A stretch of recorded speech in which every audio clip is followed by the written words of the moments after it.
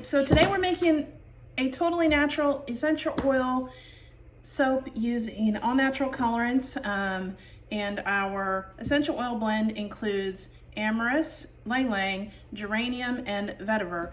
The Amyris is kind of like a sort of a duplicate for the more expensive sandalwood, but it has its own amazing properties. You can Google and look it up. It's a very earthy, I hate to say manly because I really like it, but it is a very earthy fragrance, much like sandalwood. And it also, the vetiver is earthy, is kind of smoky. And then we have the geranium, which is one of my very favorite essential oils, and the ylang. Both of those are floral, so I have to keep this one really loose and liquidy so that it doesn't accelerate on me, so I'll be able to do the swirl technique that I want to try to get done today. So we're going to go ahead and get this blended up.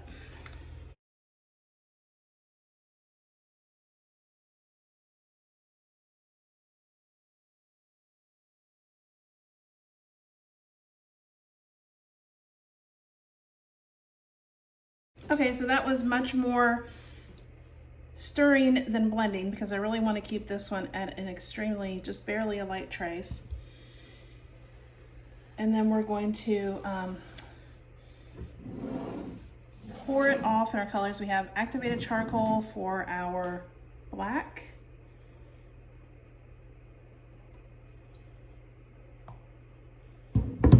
And then I'm using French green clay for a green layer, green swirl for our green portion. And then we have rose clay for our red, or it'll turn more like a pinky, I think. We shall see how red that stays. All right, and this one is actually, this part is going to stay just naturally colored, and I'm going to pour it in to the base, and then we'll do our swirl from there. So I'm gonna get some of this added to this, and we'll get that mixed in.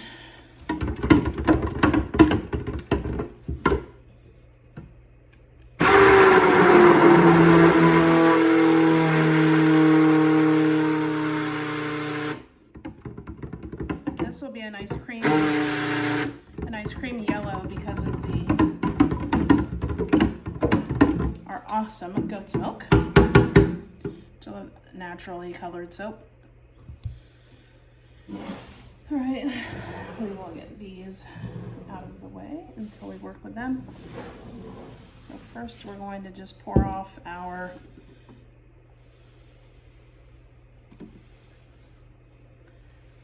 naturally colored base. And the swirl will go in this, and I'm going to leave a little bit of that. All right, so I have this elevated and on one side, and we're gonna go ahead and mix up our colors here. Add the essential oil blend to all of them. Give them a good stir.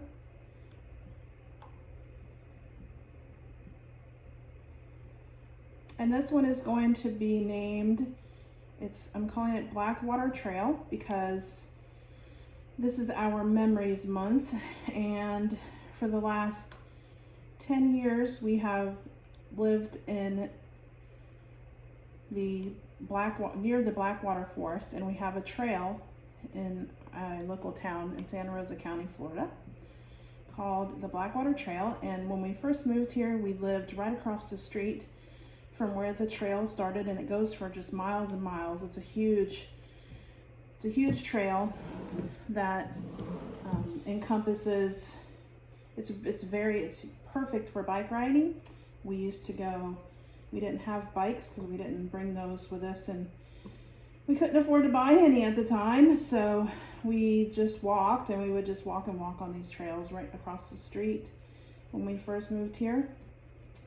So it has very fond memories for us of just being able to come here and find a property like we did where we could keep our livestock with us, because it was a very challenging time for us when we moved here. We didn't know if we were going to be able to keep our animals when we came back to Florida, but thankfully we found this rental property with a barn.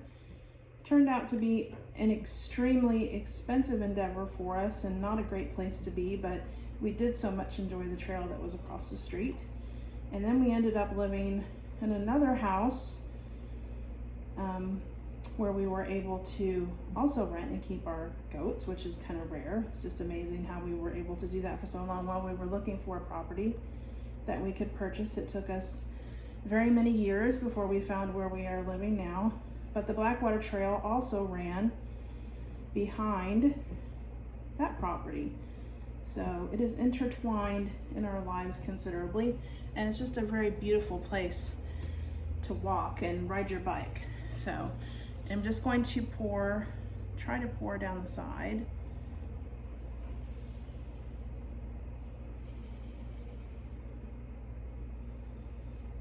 Going back one way with each color.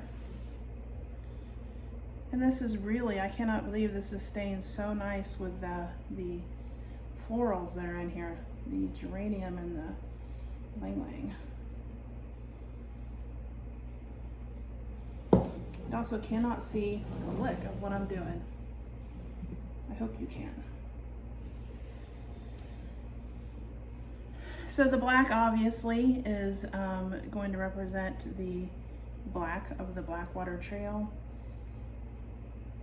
And then the other colors just seemed very earthy and woodsy, so that would be appropriate. Actually, I started with the red, didn't I? And we did so enjoy that property. Well, the outside had a beautiful barn.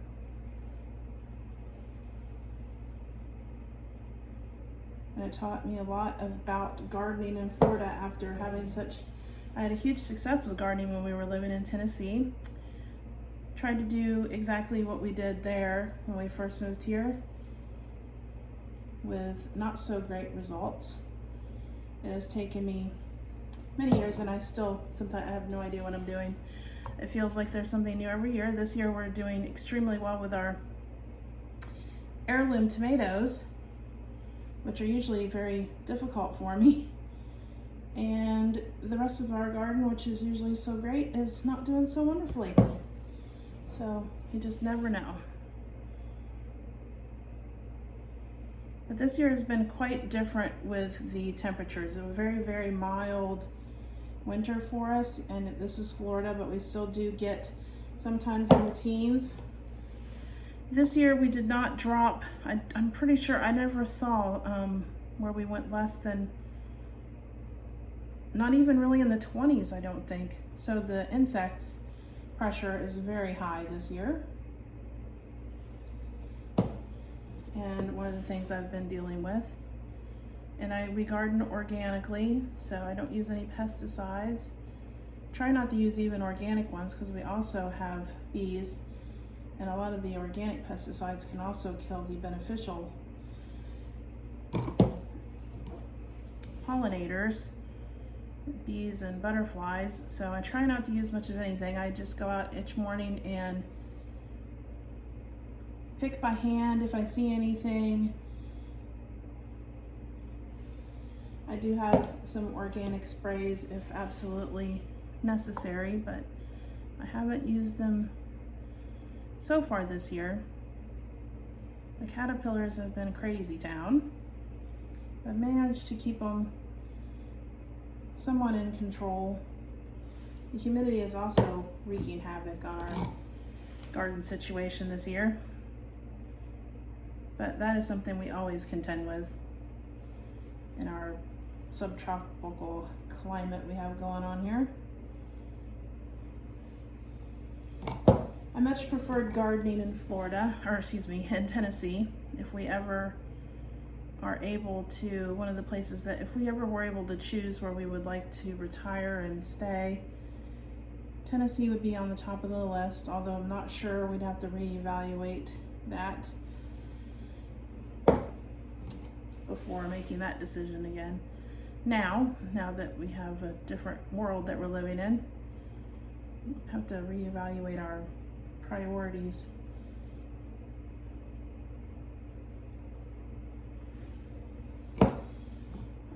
I think this is going to turn out so cool. I'm kind of really excited about this one, and I'm so excited that it's staying so fluid. This is awesome. I haven't worked with this fragrance, this essential oil blend before. I'm definitely going to keep note that it is one that I am able to do some really intricate designs with if I want to. Essential oils are generally easy to work with.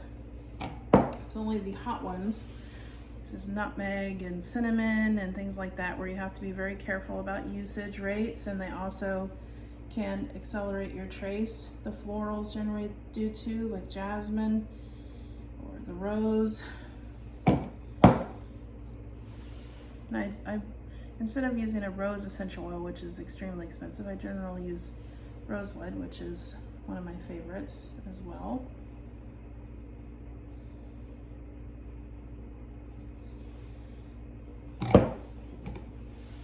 But this is just so nice.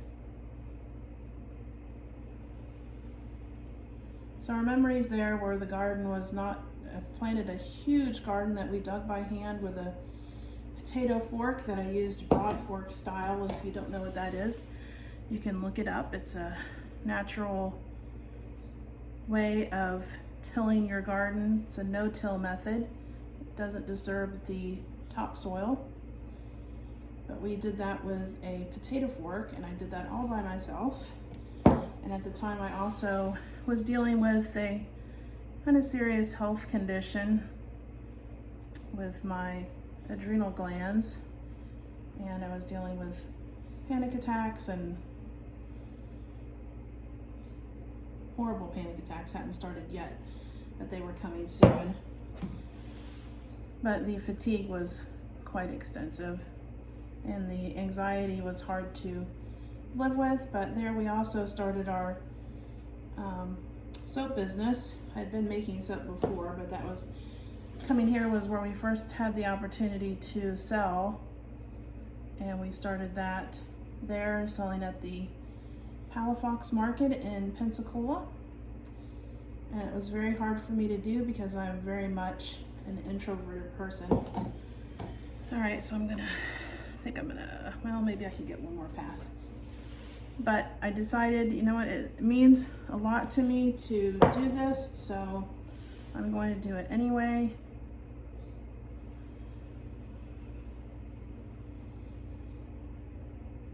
So I just kept going.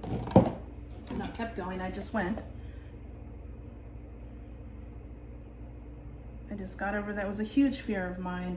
So it wasn't something that was it was very, very, very hard to do.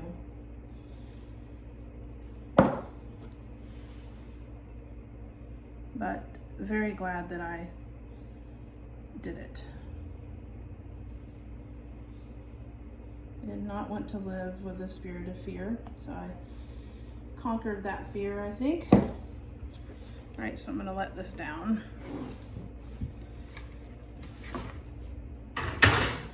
And we'll get these, I think I'm gonna go ahead and I'm gonna put the clear,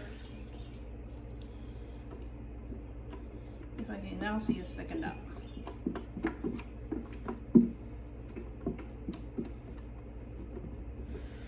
See if I can get that mixed up enough,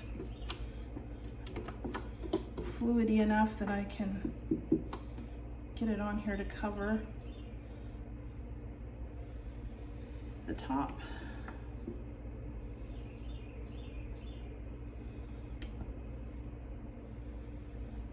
Probably not gonna have enough, but so kind of filling this middle seems to be droopy. So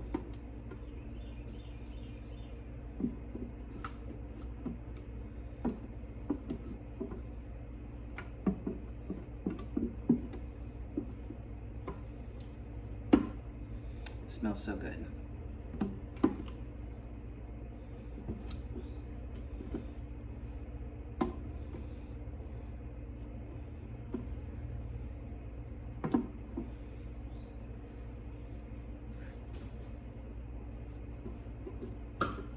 Made so much soap today, I had to use the bigger container than I usually use for this size of a batch.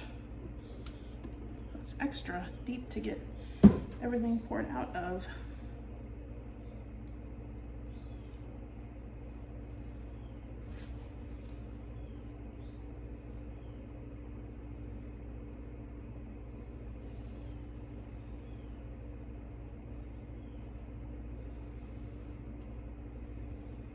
And where my other brambleberry mold gets extra full with this size batch, the nurture soap mold that I use for my essential oil soaps does not.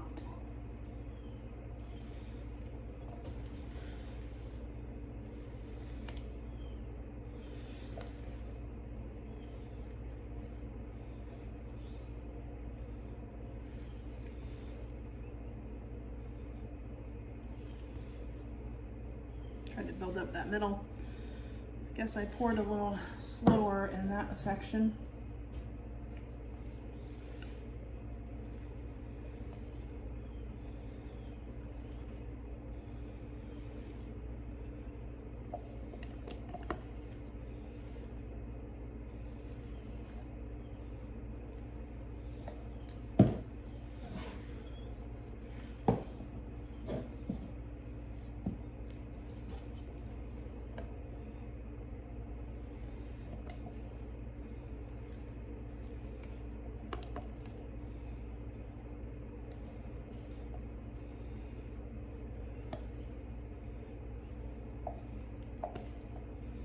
Been trying to sit here and trying to think of what I want to do with the top of this. It's making a huge mess. The reds and the green with the clays and the charcoal, well, the reds and the green with the clay. Looks so awesome. So excited about that. We'll have to wait and see what it looks like after it cures, but I think it's going to be good. I'm going to tap this down. Because of the labels I use for my essential oil soaps, this one needs to stay flatter on top. So we're just going to do a swirl.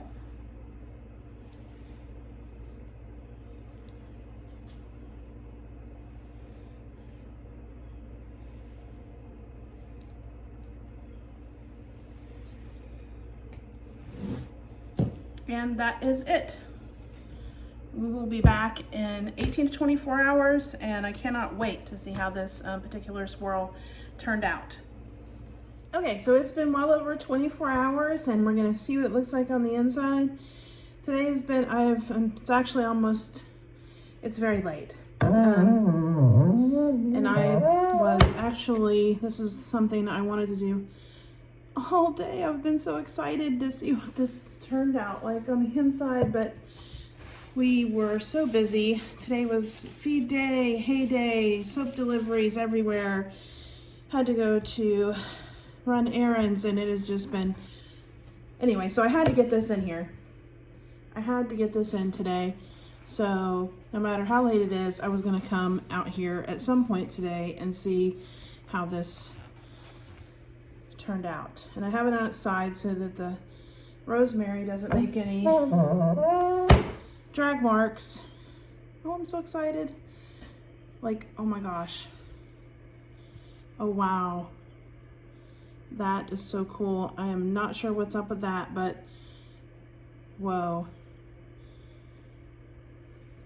Awesome. I can't wait to see what it looks like as we get further into this. And it's still kind of sticky, which I probably should have waited another 24 hours, but there was no waiting. I had to, hectic day, and cutting soap and getting out here to my studio helps me relieve all that stress. Wow, that is so awesome. I'm so excited. I'm so glad I came out here to do this tonight.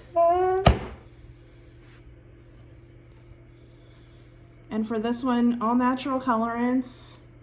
Everything in here is completely natural, no micas. All clays and activated charcoal, essential oils, 100% natural. Our goats are fed a certified organic. All of our milking goats are fed a certified organic soy-free grain, and we never feed any kind of medications that are not herbal. We use herbal medicine. Our supplements are herbal. For all of our does that are in milk, we do not use chemical warmers. We use a rotation for using an herbal warmer that we use weekly and then once a month for several days. There's a video I have on that if you are interested in how we worm. I'm going to do a video soon with the actual formulation. I'll show you the making process probably when I have more time. Right now we are working on several projects on the farm. Improvements to our chickens and a lot of stuff we have not been able to get done. My husband has been working crazy hours and we haven't been able to. We had delays in getting more new shelter for our does and the fencing. We haven't been able to do this week. We are working on the chickens. We should be able to get that accomplished in our new area for our new garden. Hopefully we'll have ready by the fall, but if not, it will be ready for spring. Right now it's so very difficult to even contemplate doing a lot of work outside because of our humidity. It literally makes it difficult to breathe when it is so humid, and it's probably why the soap is so sticky.